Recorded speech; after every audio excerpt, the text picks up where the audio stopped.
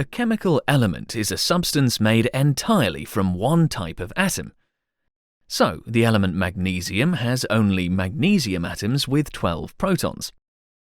The element bromine has only bromine atoms with 35 protons.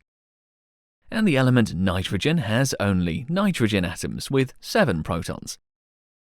There are 118 known elements, and so 118 different types of atoms.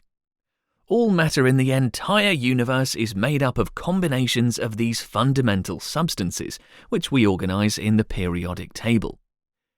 Each of these building blocks is defined by the number of protons its atoms have.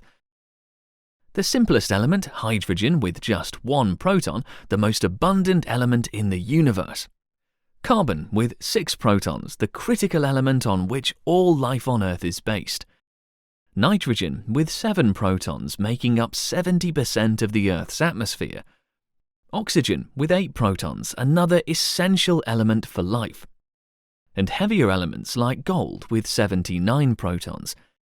And mercury, a liquid metal at room temperature with 80 protons. All these elements are carefully arranged in the periodic table in very specific locations.